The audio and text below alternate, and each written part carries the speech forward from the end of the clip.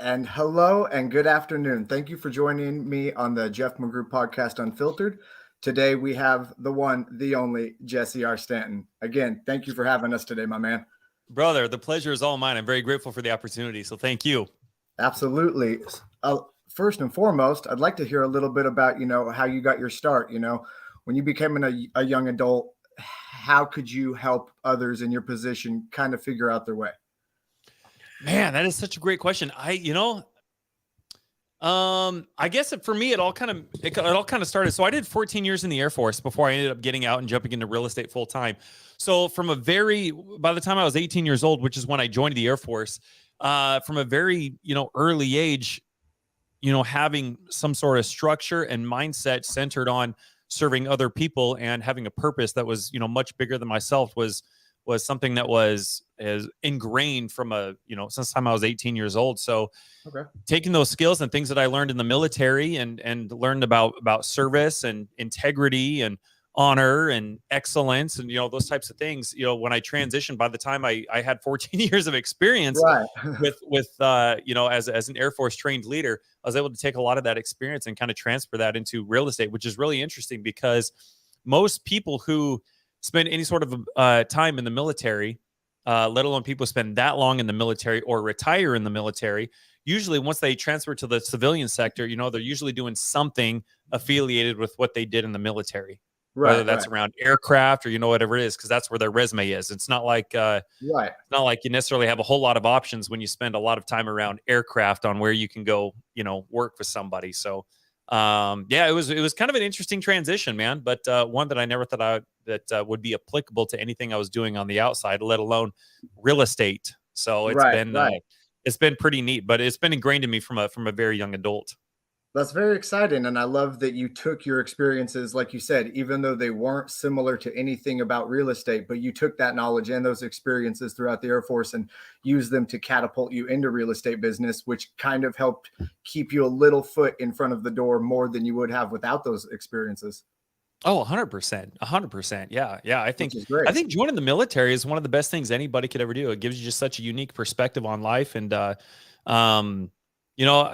I look back at everybody that is still at so I'm originally from Idaho Falls, dude. And a lot of the people that I went to high school with it's like they never left. Oh, okay. They're still at home, just kind of doing the same thing. They've never seen the world. They've never experienced different things. And that goes with a lot of, my family and my wife's family as well. And so when they see what we're doing, it makes like complete and total, like it doesn't make any sort of sense to them, which is neat. And so, there's a gentleman, Napoleon Hill. I'm sure you're familiar with Napoleon Hill. You probably heard of Napoleon Hill. Yes.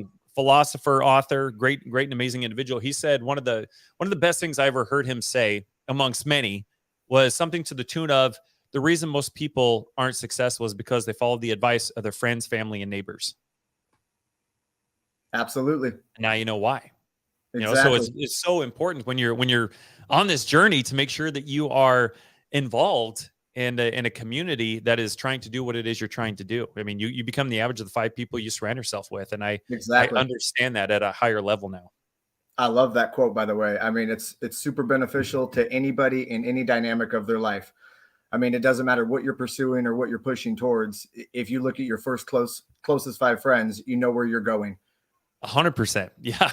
Yeah. And it's not only like in business or anything like it involves like, you look at the house that, we live in, look at the cars that you drive, look at the relationships that you have, look at the quality relationships you have, not only with other people or your neighbors, but with your spouse, the relationship you have with your kids. Look at your fitness, your overall health. There are studies done that show even people have, they're completely average. Their health, their weight, their body mass index is everything that's averaged around the 5 closest people to them, which is super interesting, man. So, yeah. It actually comes back to the laws of attraction. Yes. Thank you for saying that. All of those things that you're focusing on, they fall into place as they gravitate towards positive growth in your life, which is, astounding to witness and see. Like you said, you may be pursuing positive growth in one dynamic of your life, but it has an outward rippling effect on so many other dynamics of your life, as well as anybody else in your life within that ripple. 100%, bro. 100%. I love it. Dude, that's incredible to hear. So, I mean, that's how you got your start, military into real estate. So currently, what are you doing now? Great question. So I'm a full-time real estate investor now. I got out of the Air Force and just jumped into this full time, man. I was able to kind of build myself up to a point to where I could take that leap, because with the military, it's not like putting in your 2 weeks. Right. You're signing contracts that are typically 4 or 6 years at a time. Yes.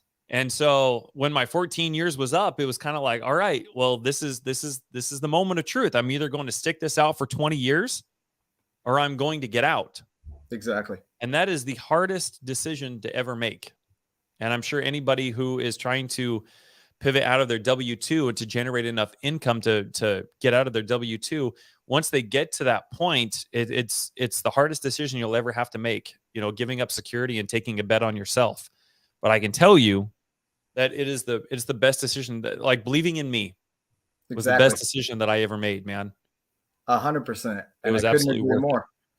I fully agree. When I get to that point that I can take that plunge and be able to say, I don't need to limit myself to a W-2 and work for somebody else and really benefit my hours within my 24-hour to focus on me and what helps me and my family grow, as well as my teammates and team members.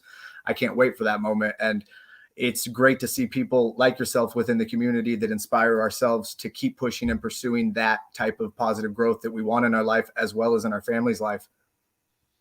Yeah, I appreciate you sharing that, man. That's one of the biggest things that I think that I try to hammer down on like that area specifically, because I know like making that transition is so paramount and it's so profound for a lot of people, being able to actually understand who they are capable of becoming. And once you start understanding that on a more micro level, these changes become more and more gradual and easier to move into. And I appreciate the fact that I did all of this from Alaska. I did all this. I'm 4 hours behind Eastern time, being in Alaska. Right. So I'm at a 4-hour handicap because it's not like everybody's investing in Alaska. So I got to go to other markets. Everything I'm doing is virtual. So when I first joined Sub 2, I was working the Florida market. And so I'm 4 hours behind. So my day started out at 5 a.m. I left the house at 5:45, got to work. I lived an hour from base, got to work at 6:45, and I worked from 6:45 until 1600, which is 4 o'clock. And then I'd had an hour drive home, and I'd walk in the door at 5 p.m. That's me walking in the door. I'm going through my door at 5 p.m., which is 9 p.m. in freaking Florida. So I'm already like, how do you start a business when the only time that you have to make calls is 9 p.m.? Exactly. I'll tell you what, bro, I developed thick skin real quick. But you know what? It put me in a position to figure out how I'm going to problem solve.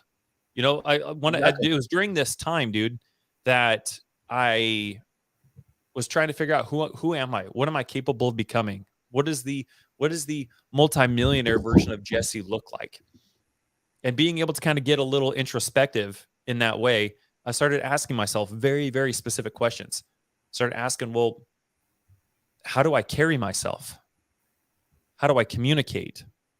How do I articulate myself? What type of accountability do I have to myself, to everybody else? What type of integrity, what level of integrity do I have? The things that I'm tolerating in my life, what are the things that I'm no longer going to tolerate? The things that I'm scared of to take that plunge, is the millionaire version of Jesse, or even the Jesse in 3 years from now, or 5 years from now, or 20 years from now, is he tolerating those things? Is he scared to do this? Is he scared to do that? And if not, then I need to take note of all those things and start implementing them right now. And one of the best pieces of advice I ever got was from Pace, and this was 3 years ago. He said, millionaires don't complain about time. And in my position, my wife was working at the time. I had 3 kids. One of them was a newborn. I had all these things going on. So and on top of, I had a 4-hour handicap. Yeah. So if there's anybody who could complain about time, I thought it was me, because I was walking in the door at 5 p.m. Right. My wife was a nurse, and she's leaving for work that night at 5:30 p.m. So we're basically like high-fiving out the door. I'm getting home. She's heading to work, and I'm stuck with 3 kids. One was a newborn, and I've got to make dinner. and I've got to get everybody fed, and then I've got Oh to yeah. get everybody in bath, and I've got to clean up dinner. I got to get everybody in pajamas. I got to get everybody to bed. I've got to get a bottle made. I was finishing up my degree at the time, and then now I'm starting this business venture, Man, and I'm like, bro, how many hands do you got? oh my gosh, yeah, dude, yeah. And so I went through a lot of mindset issues during this time. You know, I had at that point I had put well over 30 grand on credit cards. And I to that point I'd never touched credit cards. Oh, okay. So I paid for a mentorship prior to joining Sub 2, and one of which was 23 grand. Didn't even have 23 grand. So I had to max out 2 credit cards to do it. And I took a month off of work just to dive into this. And they were all like 6 to 8 hour long videos. That's it. There was no community. There's no support. There was just, here's all these videos. Go watch them. So I knew within about 3 weeks that this wasn't going to get me anywhere. Nope. And so luckily, like by the grace of God, dude, like I happened to find Pace right when he started up this mentorship. And I was like, yep, that's the guy I need to be aligned with. That's awesome. But yeah, it put me in a completely different thought process during this whole time. I had all these things going on, just as I described. I was in all this credit card debt now. And I'm like, man, how do I figure this out? What is the millionaire version of Jesse doing? If it's true that millionaires don't complain about time and 90% of millionaires are self-made, then there's reason to believe that most of these millionaires out here have gone through the exact same thing I'm going through, if not worse. Exactly. So what is it that I'm missing? So I started looking at my clock and I'm like, dude, you know what I could do? I could wake up earlier. Mm-hmm. So then I started waking up at 3 a.m., which is 7 a.m. on the East Coast. There you Probably go. a little bit early, but it's not like the equivalent to calling people at 9 a.m. necessarily or 9 p.m., you know? Exactly. So I started working from 3 a.m. until 7 a.m. until I had to be to work. So now I've got 4 hours of making phone calls that I didn't have before. I love and it. So just getting really, really intentional with building that skill, reading books and implementing everything that I'm learning, being able to focus on that one thing, it really helps skyrocket my progress, my learning curve, and into what I'm doing now, which has been really neat. But I've been very, very intentional with just focusing on one thing, not getting overstimulated with everything else, with shiny object syndrome or anything else. I got focused on one thing, man, and just went head over heels into it. So it's kind of what got me up to this point. Yeah. I loved touching back on what you mentioned about your mindset and how when it comes down to it, we have to be our biggest critics. And for you to see and witness those things inside yourself that you had to change, that were limiting you, that were holding you back from being the full potential Jesse that you want to be, full metal Jesse. Right. And to know that you witnessed that, spotted that, knew that you had to focus on your mindset to change that. I mean, that's strong. That's powerful. And a lot of people coming into this community, they're working on that right now. They've never had that ability to even want to change until this moment. So It says a lot hearing it from somebody experienced like yourself, that even now, currently, you're still working on mindset. You're still ever evolving to be a better you, to benefit the community, to benefit yourself and the people around you even more, which lets those people coming into the community know, like, there's no time frame on it. There's no limitation on when it's your time, when you have reached your full potential, because you have infinite amount of time.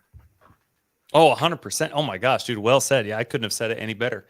Absolutely. Love and it. we have the responsibility, as we continue learning, we have the responsibility to continue showing everybody else who's doing this with us and whether they're a step behind us or even just getting started, anything that we can do to help alleviate obstacles or anything that we've overcome in the past. I think we have that responsibility to get in there and to share it. I fully agree. So I fully agree with that. The ability to outreach and help the community is powerful. And there's so many people joining daily, it seems, that some of them are stuck, some of them are lost, and it takes nothing to help somebody now and allow that to create a ripple effect in time. I mean, they could reach out to you later in the year even and help you with a deal. And it all started from that little spark of you helping them with a quick question. 100%, bro. And even if you never do a deal with it, like I think a lot of people overlook the experience you get from reaching out and helping people. I think that in and of itself is like a skill that I think a lot of people tend to overlook. But then when the opportunity arises for somebody to get out and to serve somebody, in their head, they're like, I'd love to help you, but I'm just so busy right now. Mhm. And they don't look at it as an opportunity for them to continue building a skill, to get out and to develop their communication skills, the way that they present, the way that they articulate themselves. And when I was in the Air Force, one of the best things I ever did the last 3.5 years of my time in the Air Force, they sent me down to a San Antonio, or I'm sorry, not San Antonio. Gosh dang it, I just lost it. It's I forgot the name of the town. The base is Shepherd Air Force Base, though. I forgot the name of the town around it. But anyway, they sent me down to this place in Texas to learn how to be an instructor, to learn how to be a mentor, to learn how to be a public speaker, a teacher on a very professional level and in a way that represented the Air Force. And it was very, very interesting. And it was probably one of the best things that ever could have happened to me, because I was able to take those skills and apply them. And it was around this time that I got this job, is around the time that I joined Sub 2. And so it was really cool. Jeff, do you know the best way to learn something, whether it's a new habit or a new skill or whatever it is? Do you know the best way to learn something?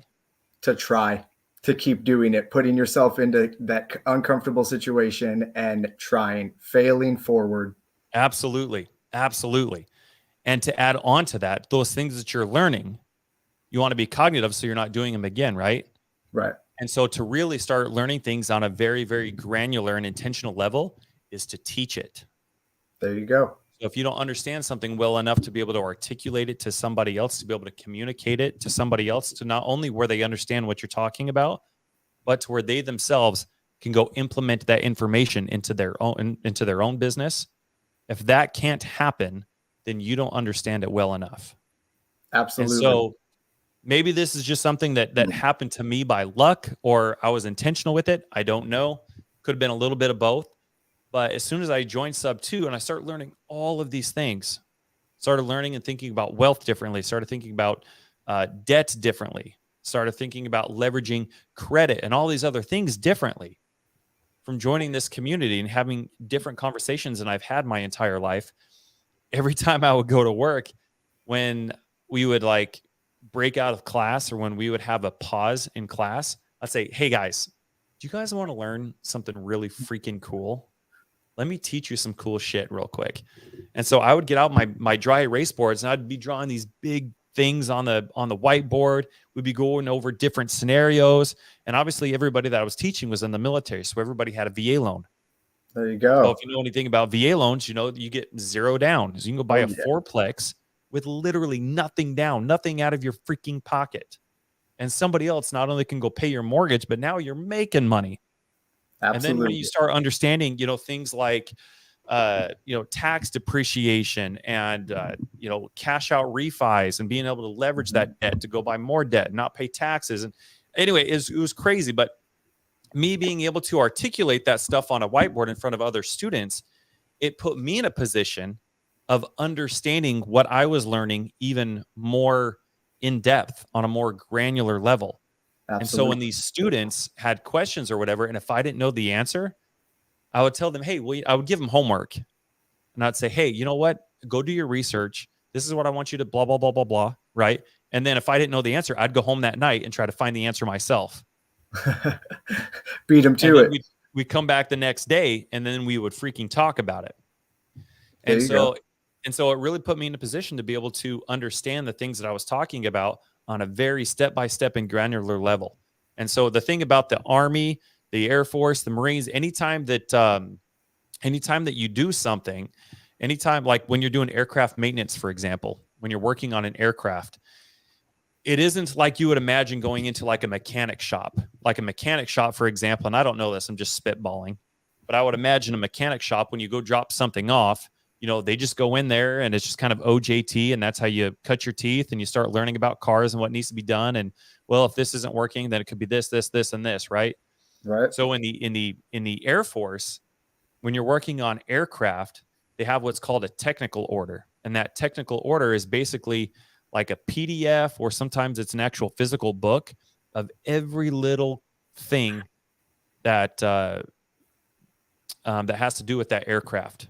Okay. Whether it's the hydraulics or the engine or the stealth coatings or whatever it is. So when repairs need to be done, it's literally a step 1, grab this wrench, do this. Step 2, turn it counterclockwise. Step 3, do X, Y, and Z. So it's literally broken down to where you couldn't screw it up if you wanted to. And they have to do it that way for liability reasons, accountability reasons. It's very easy to go back if there's something wrong, or if something happens with a plane, then go back and see all the maintenance that was documented, and then go see, all right, was this done in compliance with the technical order and how the TO says to do it? Okay. Makes sense? Yeah. So it's very, very broken down step by step by step by step by step. Mm-hmm.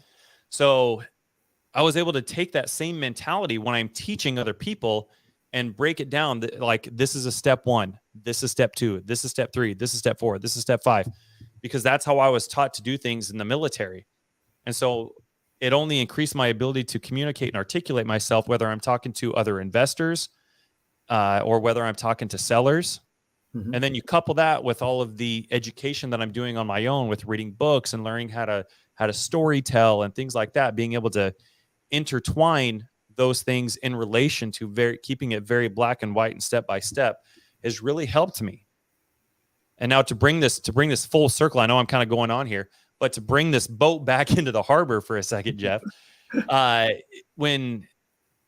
we're talking about, if you have the ability to help somebody, then you have the responsibility to help somebody. And I think a lot of people miss that opportunity, because a lot of times I'll go out of my way and just say, hey, where are the newbies at? Who needs help? What is it you guys are trying to do? And that's what I did specifically all last year, because I knew that I wanted to start a coaching business this year. There you go. So I started coaching for free basically all last year, so that I could continue building that skill and developing my ability to communicate things, and the way that I learned how to do it as an instructor in the Air Force with the information that I'm learning as a real estate investor. So by the time I started my coaching program, everything is literally step by step by step by step. And the second that people join from day 1, they're already seeing progress. It's not hey, join, and then hopefully you go do something with it. Like the things that we've implemented are in place, kind of like things that I learned in the Air Force. There you go.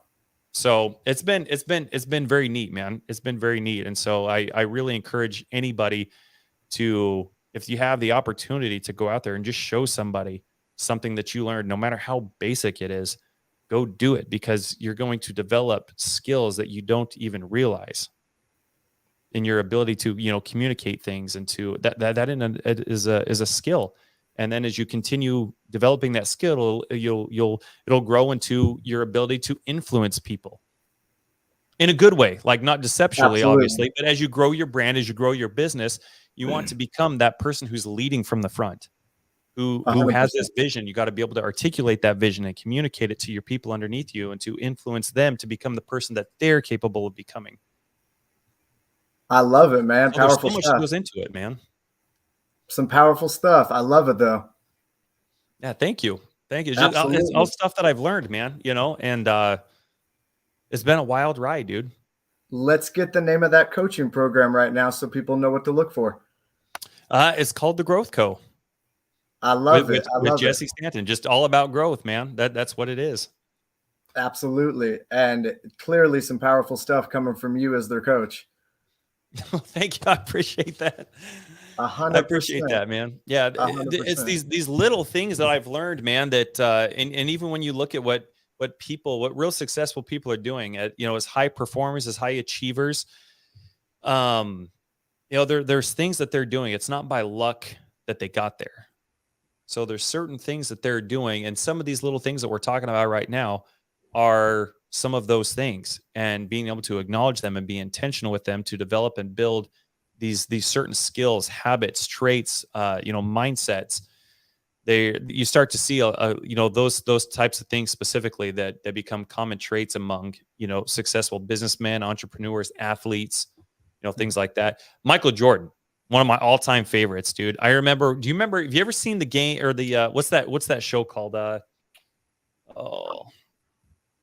Come on, help me out, man. The Last Dance Yes, yes. on Netflix. I have seen it. Amazing, bro. I think that came out during COVID, I think in 2020. Yep. And I remember the first time I watched that, again, this was around the time that I joined Sub 2.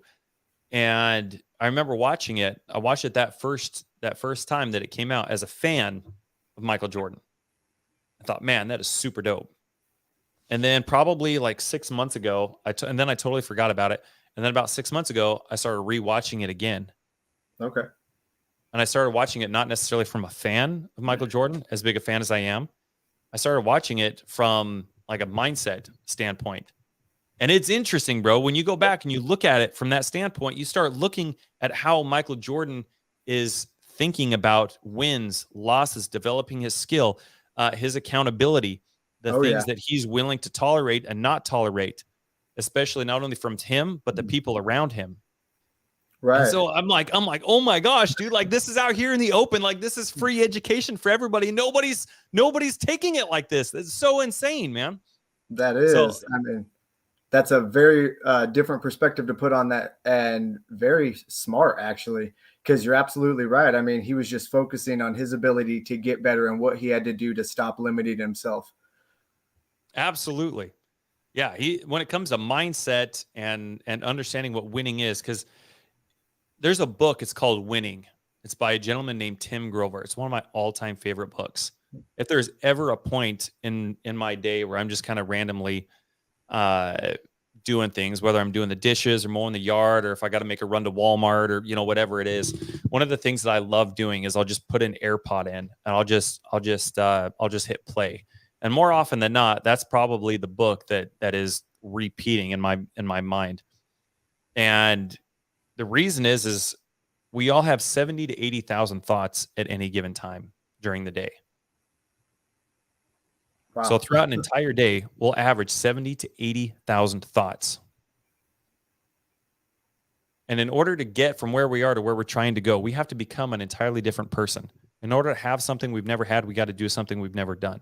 And in order to do that, we need new information. We need to be thinking differently.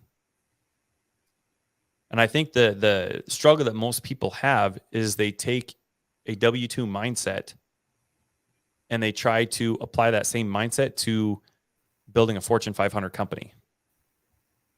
And that's not at all how it works. You get people who join real estate and they're like, dude, I've been in real estate for 2 weeks. Why don't I have $50 million yet?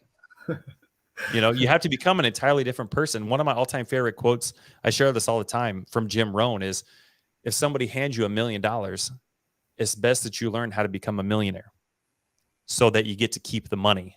Exactly. So it's the exact same reason why you have people who win the lottery, they completely lose it all. And then you have other people who are businessmen who can lose just as much money, and then they regain it back almost instantly because they know what to do next time. They know they perceive failure a little bit differently than how we do. So we all have 70 to 80,000 thoughts a day, and it's important that we got to start reframing and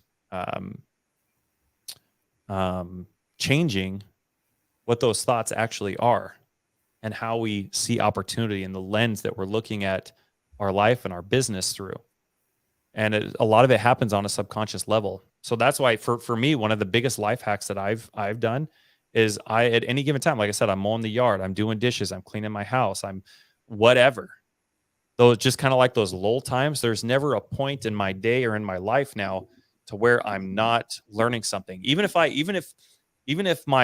I'm cleaning the house as an example, and my wife is talking to me, I've still got one AirPod in. Now I'm listening to her. I'm not listening to my AirPod, but when she's having a conversation with me, I'm listening to her. But the book is still playing. So even on a subconscious level, unbeknownst to me, I'm very intentional with making sure that my brain starts firing differently.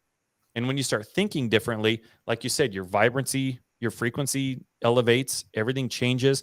Even the physical structure of your brain and the way that it operates begins to freaking change simply because of how you think. Oh, yeah. So we have to start changing those 70 to 80,000 thoughts. And the only way to do that is to be very intentional with the the information that we are taking in. And it goes back to your point, that's why it's so important to be around the right people. 100%. So it's really powerful how much mental stress can put on your body, not only physically but mentally, when you limit yourself or when you talk down to yourself. I mean, it's disheartening, it's defeating, and it's limiting your ability to be a better you. Like you said, if you only have that many thoughts, I mean, why not manifest positive thoughts? And I think it goes back to people focusing more on small goals throughout the day that get you towards your larger goal in the long run. Because if you, like you said, you accomplish dishes. A lot of people don't get the dishes done in a day. Be grateful that you got them done. You got to the park and you took your kids out for 30 minutes. You got 30 minutes in with the kids today. Like, that's another goal. Those small goals, even though they seem like they're just another daily chore or another part of just another step in your life, those little steps get you towards your long-term goal. Oh, dude, well said, bro. I totally agree with that. I think that is such an undervalued way to think about things, because I think most people wouldn't even look at those as goals or as successes or wins for the day. But when you start looking at little things like that and acknowledging that, man, this is actually good. Dude, I got this done today. I got the dishes done today. I got to spend 30 minutes with my kids. I got it da da da da da da da da da. You start stacking these small wins, and when you're acknowledging them, that's why journaling is so important. It's become a big thing in my life. It's become a big thing that we do in the program. And when you're very intentional with acknowledging that where your time is spent for the day and what you're actually accomplishing, and David Goggins talks about this all the time, is so important to and Andy Frisella, it's important to stack your wins, as they say, because once you start seeing like all these little things happen, they start to snowball. And once they start snowballing, it affects you in ways that you really don't understand. But your confidence will slowly start to increase. When your confidence slowly starts to increase, your courage will start to increase. The way that you think about your abilities will start to expand. And then you'll start to feel differently about them. Your emotions will change. And when your emotions start changing, your actions start freaking changing. When your actions start changing, you start manifesting some real shit. I love it, man. I love it.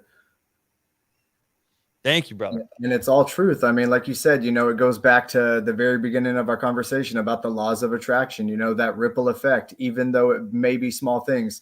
Touching back on your story in the beginning, you had to do all those small goals just to get to your 9 p.m. time to be able to make calls and to be able to send text messages and post emails and make offers.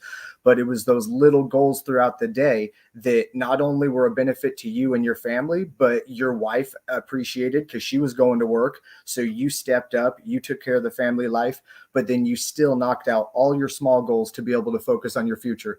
And that's what's important. We got to get those daily goals out of our life and checked in line. That way we're not limited by our regular daily schedule. That way, when we do have a small gap, that we can make powerful movement progressively forward. Like, we need to manifest that mentally and also like take action. And consistency and dedication, like two big powerful words that a lot of people struggle with when they come into real estate and try to juggle a job, a family, and now a side business becoming a full-time business.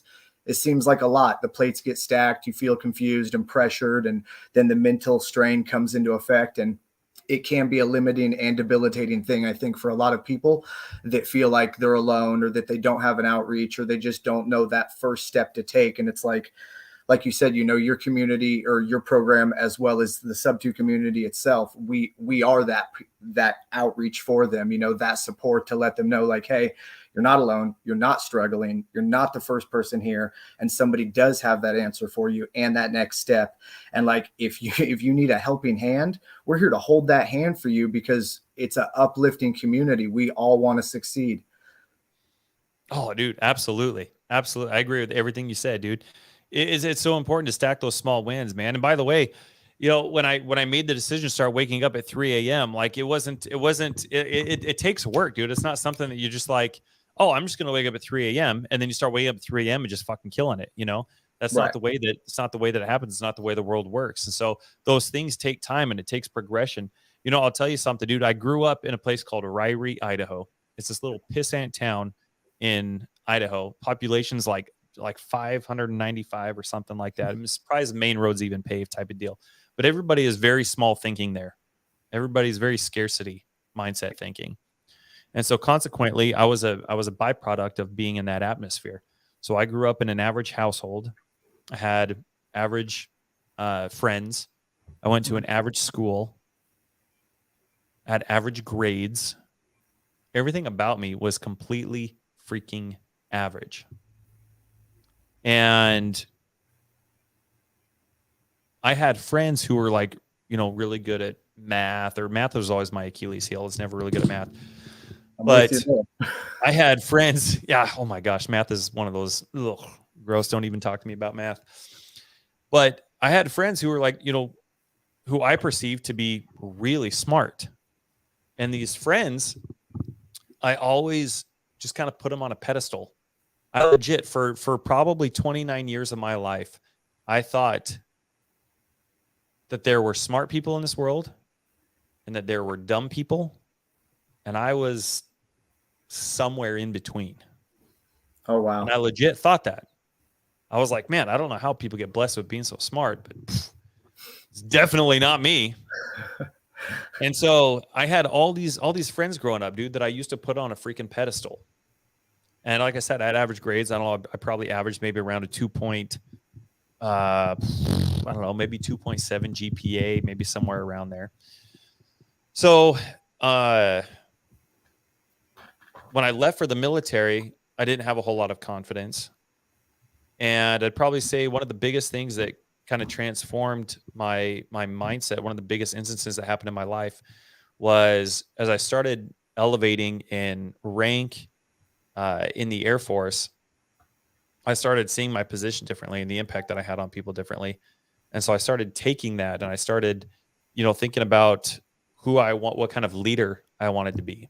So kind of similarly, like I was telling you about like what does the millionaire version of Jesse look like? When I was thinking about that 3 years ago, I would ask myself, like, what kind of leader am I? This was back in like 2014 or so, 2015 maybe. And so I started thinking about like, all right, what kind of leader do I want to be? And then I started just emulating those leadership qualities right now. And so I naturally stood out. And I applied for a position as an OSI agent. Now, what an OSI agent is, to give everybody some context, it's a government agency. It's like the FBI or the DEA or the CIA or any of these other 3-letter government agencies. But OSI was Office of Special Investigations. And what they were a federal agent, just like FBI and DEA and CIA, just like those guys were. You had the same authority, basically. Your jurisdiction, though, was just tied to Air Force matters. Okay. So there's still, child molestation, rape, all that kind of stuff just isn't tied to things out, people outside. Stuff still happens in the Air Force too. Right. And so that's what OSI did. And OSI was kind of seen as like tip of the spear when it comes to things you could do in the Air Force. And so OSI had a job fair one day. And I went in and there was probably, I don't know, maybe 100, 150 people that were there of all ranks, ages, and basically they were just telling everybody what becoming an OSI agent looks like and what they could expect. And then at the very end, they said, all right, go ahead and send all of your resumes to this email. And we're going to pick 12 people to come in and interview. And then he said, everybody take a look to your left. Everyone looked left. Take a look to your right. Everybody looked right. He said, out of everybody here, we're hiring one person. Oh, wow. And so they said, all right, submit your resumes here, and we're going to have a decision made. We're going to call you by this date. So everybody went ahead and submitted their resumes, and I got a call to come in and interview. And about a week prior to my interview, dude, I was like anxiety times 100. Like I lost weight because I was so nervous for this interview. And I remember calling my dad on my way. I was driving to base one day for this interview. And I remember calling my dad and I said, Dad, like, do you have any advice for me? Like, I am so sick. I am so nervous. I haven't gone to the gym. I haven't eaten anything. I just like, I'm so nervous, but I can't afford to not do this. This would be such a life-changing thing. And he said something so profound, man. And it really changed how I understood mindset. It was a really pivotal moment in my life, in my career. And he said, Jesse, go in there knowing that they need you more than you need them. He said, if you don't get it, so what? Who gives a shit? You still have this job. You're still kicking ass. You're still doing blah, blah, blah, blah. You have these accolades. He said, who cares, man? He said, you being the person that you are, the leader that you are, the giver that you are, the service that you provide, they need you way more than you need them. Who cares? Like, fuck them. He didn't say that exactly, but that was kind of, you know what I mean? Like, that was the mindset that I was developing as he was telling me these words. And it was interesting, Jeff, because when he said that, I started looking at it in that light. I started looking at who I am differently. Started looking at what I'm capable of differently. And it's interesting. I'm going to bounce around a little bit, and then I'm going to come back to this. But Pace gave me similar advice when I went to the mastermind. And I've shared this 100 times, so I'm sure you've heard me share this before. But some of the best advice he ever gave me, dude, was when you look at where you're not in your business, when you look at the traction you're not making, when you look at you're not where you want to be yet, it's not because of who you think you are. It's because of who you think you are not. If you don't think you're the type of person that can accomplish X, Y, and Z, that's the shit that's keeping you back. If you think you're the type of person who can't go on and start a podcast and be on camera, that's the type of stuff that's holding you back. If you think you're the type of person that can't reach out to this person and lead with value, that's the type of stuff that's holding you back. If you don't think you can go out and make $100,000 a month by the end of the year, those are the fucking thoughts that are holding you back. Absolutely. 100%. I couldn't agree more. So he told me that, dude, and it just kind of reinforced kind of the advice that my dad gave to me. And he said, again, go in there like they need you more than you need them. Mm-hmm. And so when I looked at it through that mindset, I was like, oh my gosh, duh, this is obvious.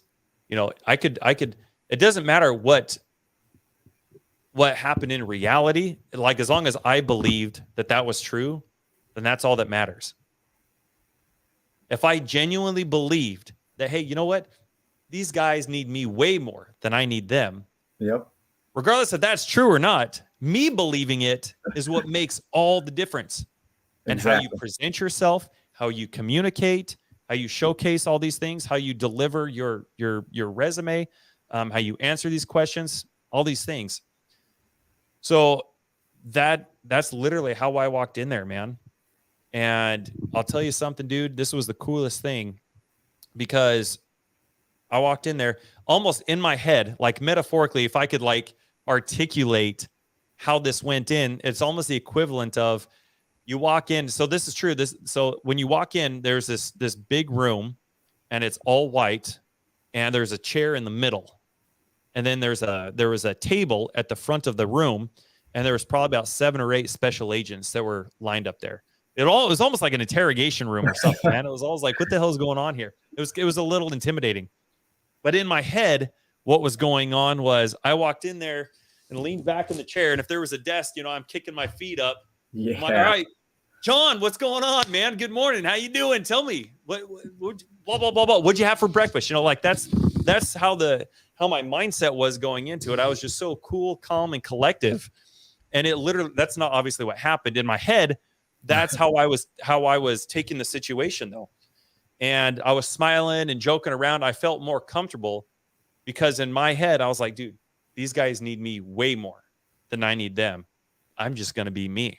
I don't have to live up to any sort of standard or whatever that I think they should be perceiving, or, whatever. I just went in there and I was me. And just, again, whether that was true or not was irrelevant. It was because I believed it. Exactly.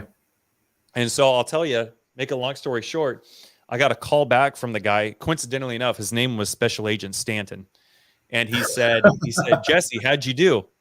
And I made a joke and I was like, well, I think I did pretty good. There's not enough room for 2 special agent Stantons in here, you know, and he kind of laughed and he's like, well, we want you to know you're moving forward. Oh, nice. I was the one guy, dude. I was the one guy. So they started doing interviews with people I went to church with, my friends, my coworkers, and my supervisors. And so as they're doing these background checks and calling these people in for interviews, my 2 supervisors that they called in, here's something I'll share with you that it was really, really cool to hear this. And it really helped my confidence, not only going through this experience, but actually getting this feedback. So I'm very grateful that they even told me this.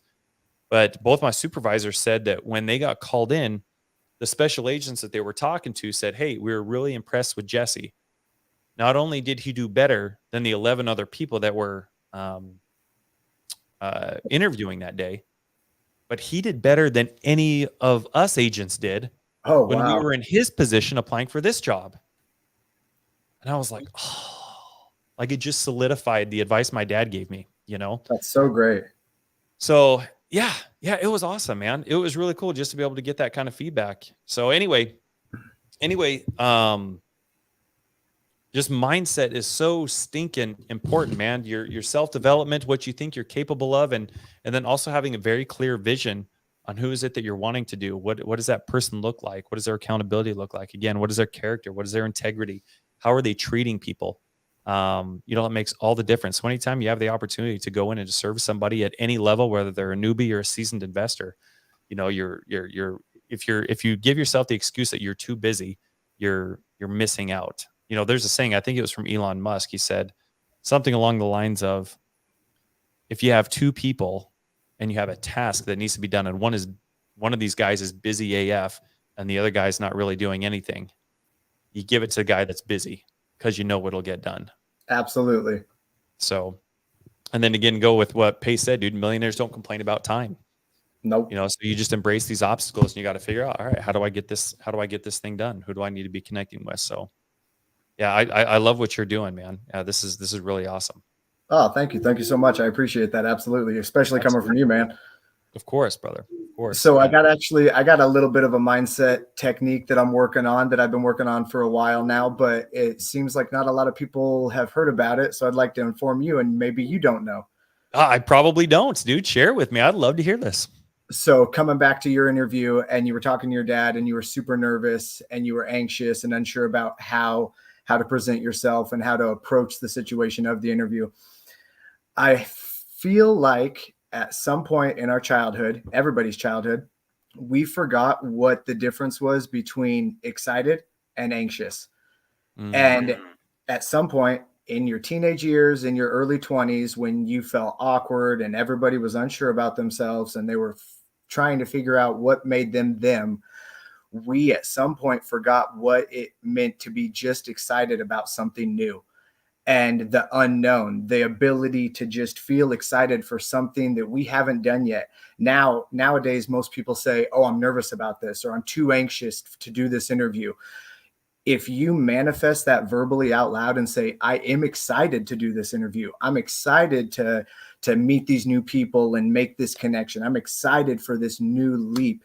It almost has a mind-altering effect on your mindset, to the ability that you don't feel limited by your emotional state, more so that you are aware of what's happening and you have the ability to grab hold of it and control it instead of just letting your emotions control it. And I really think it's a powerful tool for anybody.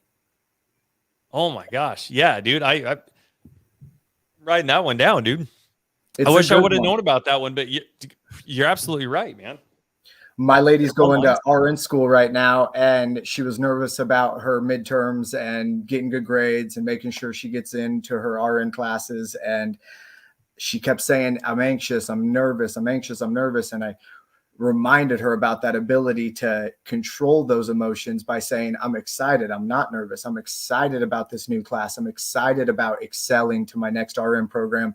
And just that little bit of mind altering shift gave her just an added edge. Like you said, you know, you go in more confident if you're excited about something than if you are nervous about something. Mm-hmm. Oh, absolutely, bro. Absolutely. I It's a love good that you said it. I love I love the word that you used. Like it gives you an edge, It does. I mean, you it know? gives you that ability to not be limited by your emotions and just your reaction to something, but you literally have hold of that emotion and you say, I don't want to be anxious about this. I want to be excited about this new opportunity and this new ability to learn something. Don't be set back by your mindset of your emotions. Dude, that is deadly right there, bro. I You know, love it, man. I love that you use the word. Gosh dang, I just love that. It gives you an edge. I you know, when I started waking up at 3 a.m. to get stuff done, I remember thinking back to like all the people that I like growing up that I used to put on a pedestal. And when I finished up getting my degree, I got 1B. So I graduated with a 3.9 GPA. Never done that before. That's But epic. my wife is the type of person. My wife is like a really smart person. Like she's like book smart. She's really good at school and stuff. And so something that would take her 30 minutes would take me like 3 freaking hours. Mhm. But I learned something going through that process was I was willing to do the work. Like you're not going to outwork me. And that's where people start getting complacent or not seeing the success or the momentum they want, is they're willing to give themselves excuses. I'm not willing to do the work. I'm willing to settle, or I'm not going to spend 3 hours writing this paper. I'm going to spend 2 hours. I'm going to call it good enough. And then I'm going to go out and I'm going to do something. So whether you're building a skill or whatever it is, again, most people do it until they get it right, until it's just good enough. They do it to where they get it right. The 1%ers, the Paces, the Grant Cardones, the Michael Jordans, they do it until they can't get it wrong. And so it was interesting just having that small little pivot, dude, and intention. And like you said, it gives you an edge, bro. And Oh so yeah. I think back to when you said that, dude, I'm thinking back to all these different people that I used to put on a pedestal growing up. And then when I graduated with 3.9 GPA, I'm like, dude, like I'm a nobody, dude. I hate math. I suck at math. I suck at school. But here I am. I'm putting in the work. And then I had this thing, man, where I was like, dude, I look back to all those people that I put on a pedestal and I'm like, dude, I fucking caught you. That's I right. caught you. And then when I started waking up at 3 a.m., even if I did nothing theoretically, which I didn't, but even if I did nothing, just knowing that I'm willing to wake up at 3 and put the work in gives you an edge, because Oh yes. nobody's willing to even get get their ass out of bed to even Exactly. do something. You know, Jerry Seinfeld said something that was really interesting that I really loved. He said when he was working on his stand up and when he was writing the show, he would time block 2 hours in his day to sit down and to work on his either the script or his act or whatever. And his only rule was during those 2 hours, he just couldn't do anything else. So he could sit in his chair and do nothing for 2 hours, and that was acceptable as long as he couldn't read the paper. Obviously, this was, the 90s, so that, the Right. internet or Facebook wasn't a thing. Obviously, he didn't have to worry about scrolling and getting sidetracked on TikTok. But he said I couldn't do anything. He said the only thing I could do if I wasn't going to write my script was nothing. I just had to sit there. And I thought that was really interesting, just the fact that he was willing to do that, because that in and of itself like gave him an edge, because he was willing to do something that nobody else is doing. He was willing to stay consistent. He was willing to time block it. So obviously, as a creator, as a visionary, if you give yourself those same stipulations, even if you wake up at 3 a.m. and give yourself between 3 to 5 to do X, Y, and Z, even if you don't do anything, just the fact that you are willing to get your ass up at 3 and give yourself that time gives you an edge, Oh yes. and it gives you the confidence. And it's funny how all that, again, it just goes back to mindset and the way Yep. that you understand the world around you, what you're capable of doing. And the things that you're trying to build. It's interesting how it all just kind of snowballs and compounds, but it comes from Exactly. these small decisions, like you were talking about, stacking these wins. Yep. So I I appreciate you couldn't sharing agree that, man. more. Yeah. Absolutely. Absolutely. Stepping forward, I'd like to hear about what your goals are for the future. What do you got lined up right now for your long term? Great question, bro. So we're kind of in the middle of pivoting from our goals. We've had some recent changes in our business. Chris and I have kind of spent the last year really just wholesaling. And so we recently took a pivot that we didn't foresee. Like, so I think towards the end of the year, everybody kind of gets into this mode come November, December timeframe where they start putting together their goals, and then January hits and they kick everything off. Right. And so we kind of did the same thing last year. We started our partnership last June, and we had no idea what our business was going to look like or what we were going to do, what our roles were going to be or anything like that. We just went into it with, hey, let's just help as many sub-2 people get their first deal as we can. And then by doing this and working together, we'll start to figure out what we're good at, what we're not good at, if we're a good fit for each other, if we're in alignment, if we're not in alignment, et cetera, et cetera, et cetera. And so we spent the last 12 months, basically 13 months, maybe, just wholesaling and just trying to figure things out. And last year we sat down and put some goals together, and our goals for this year was to net $1 million. And we broke that up between fix and flips and how we were going to wholesale and what our buy and holds were going to look like and how we're getting into multifamily is going to look like. Business coaching was part of that. We've kind of recently pivoted a little bit. I think we're getting a little bit away. We're shying a little away from wholesaling and kind of depleting that part of our business and wanting to get into strictly just buy and hold. And so we took that pivot probably 4 weeks or so ago. And so we're kind of shying away from wholesaling and again, just trying to buy anything and everything we can. So I live in Alaska. Chris lives in New York, and we're just buying everything all over the country. I mean, I think just this last week alone, we're taking down 5 or 6 doors, I think. And we've got that was just last week. And then this week we've got, I don't know, a handful of multifamily. In short, we've probably got about 200 doors sitting on our desk that we're kind of going through and negotiating. Some of them are in escrow. We've got a couple RV parks that we're looking to take down as well. And I think there may be a mobile home park in there as well. So we've got a lot going on. We're very, very ambitious in what we're doing. And it's funny, dude, because we're talking about mindset, how it plays a part in your business. That advice that Pace gave Chris and I last year at the mastermind, it's not who you think you are that's holding you back. It's who you think you are not. That has really become a very pivotal sounding board and mantra in our business. And so between acknowledging that and understanding, there's a book called Who Not How. Have you read that, Jeff? I haven't yet. That needs to be your next book that you read. Sounds like it. But understanding that, because most people, when they're trying to get some traction in their business, their thought process is, especially like we'll take the end of the year as an example, they put these lofty goals in place, which is great. It's great to have goals. But their goals, for like example, I know a lot of people who towards the end of the year, they'll be like, all right, by December 31st of the following year, I want to be making 20 grand a month. I want to build my business where I'm making 20 grand a month, and then I can retire and do all these things or whatever. But come January 1, what they end up doing is literally everything.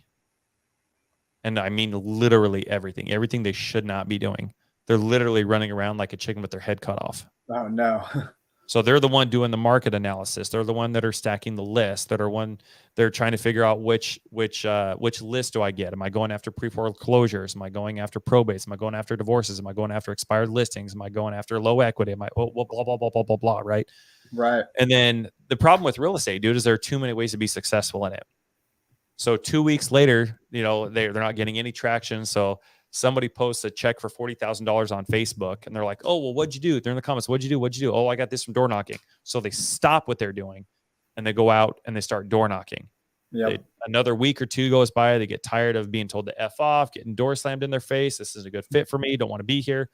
So then they stop being consistent with that. They go back to what they were doing, or they see somebody else who posted another check for 20 grand and they're back in the comments. What'd you do? How'd you get this?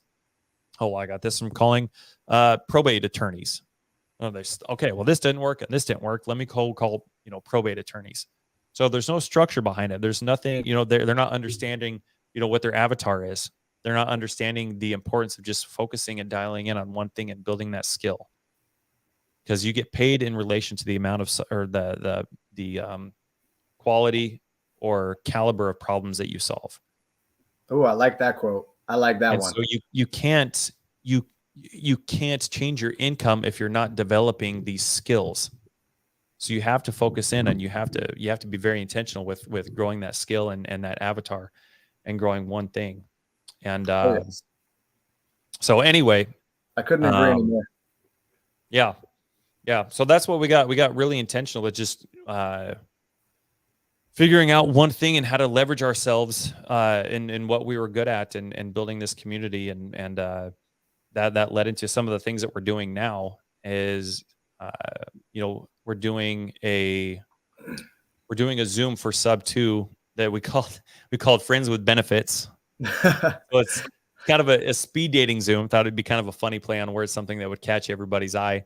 But the benefits being is just that if we can show everybody how to focus just on one thing and get really clear and start structuring their day and focus on one thing, and if everybody was doing that over the spectrum of all the avatars, then by the time we hold the speed dating event, instead of people just going out and connecting with anybody and everybody they can, it's almost like having a Walmart list, or having like a honey-do list. Like, oh, I know that because I'm no longer doing everything, I need to connect with somebody who can dispo, and I need to connect with somebody who can come in and help me with 2 acquisitions, and I need to, blah, blah, blah, blah, blah, blah. And they should be looking for the same people. So anyway, we're having kind of a speed dating Zoom right now. And then right now we're also holding a big Zoom, which has probably been one of the biggest Zooms we've been doing, is showing people who are connectors, showing them how to monetize their relationships. You get a lot of people who are just great with connecting with people and building rapport and building these strong and meaningful relationships and networks around them, but they just don't quite know how to monetize them. And so through going through this process of mindset and serving other people, I've also learned how to build networks, and not only how to build them, but how to monetize them and doing it from a perspective that I haven't really seen anybody else do or talk about yet. So we're kind of leading the way on this one, which I think is really neat. But everybody's been seeming to enjoy it so far, so it's been really great. So we've done one Zoom so far, and that was last Tuesday, and then we'll have another one coming this following Tuesday. It'll probably be about maybe a 3 or 4 Zoom series. So I'm pretty excited for that as well. So we got a lot going on, man. Stuff. Yeah, a busy man, but all good. I mean, like you said, better to stay busy and stay consistent than stay stagnant and stay down. Oh, yeah. Yeah, totally. Well said. Absolutely, brother. I fully agree with that. And again, thank you for the interview so much and taking the time out of your day to enjoy this broadcast with me. Bro, the pleasure was all mine, dude. I was so grateful for you. Yeah, when I saw you reach out, I was like, yes. I'm really excited for this one. So yeah, this was absolutely awesome. Would love to have you on my podcast as well, bro, if you'd be up for it. Dude, let's make it happen. I would love to be there. I mean, any one of your podcasts, the one with you and your partner, Chris, was great. Your Connector last podcast on last Tuesday was phenomenal. If I could get on one of them, let's make it happen, brother. Dude, let's do it. Absolutely. I would love that. Yeah. I'm going to shoot you a PM after this, and we'll get you on the schedule. Right on, man. Well, always a good time, and we'll talk soon. Okay. Sounds good. Appreciate you, Jeff. Thank you, brother.